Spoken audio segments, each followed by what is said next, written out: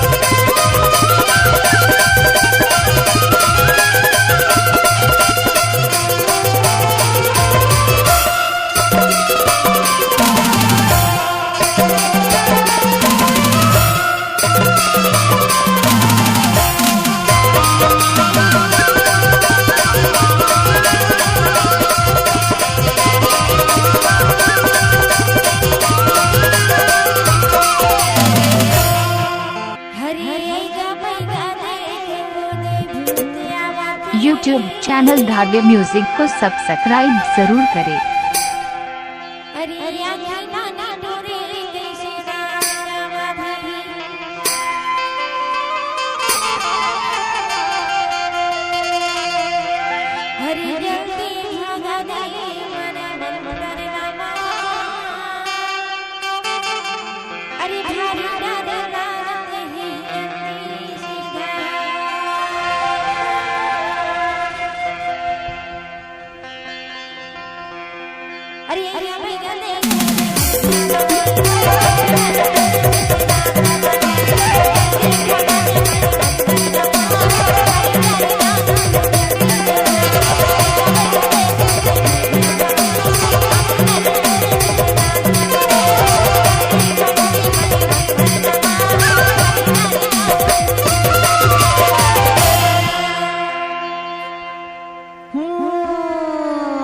पता है भाई, पता है भाई, पता है यही भूताई का वो देव पीछे पीछे दता है।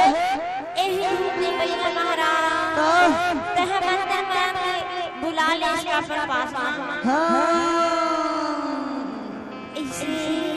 छू चल बेटा, जहाँ से आज वहाँ चल दे कहा जा बेटा।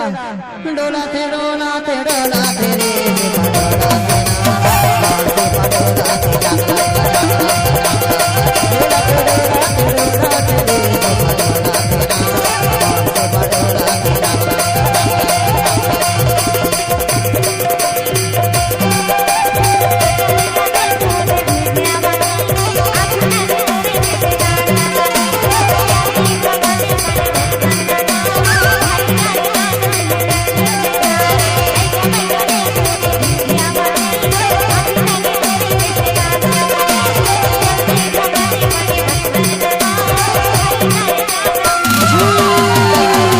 उमाकांत धारवे म्यूजिक आपका हार्दिक स्वागत करता है। धरती माता खेल कुछ घर के बड़े हरन कहाँ के होता है टीला लगा एक इला धाम है। आज मेड़ों के आगे चौराहा के आगे मरघट घाट के आगे पनघट के भूता का छोड़े का चढ़ बेटा शान के तेरे का छू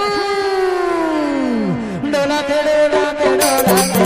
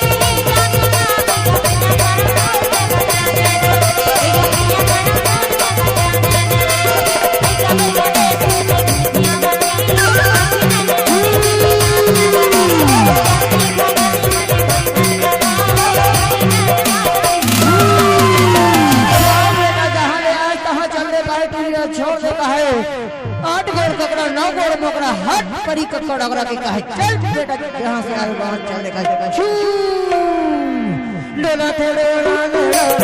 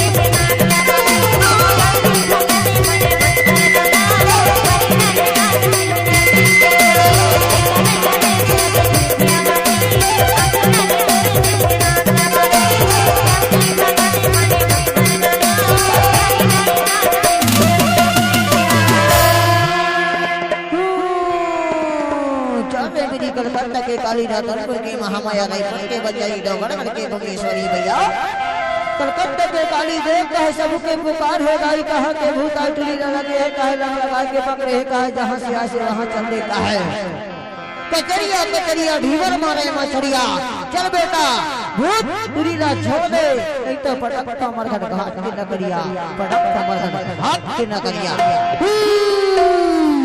डोला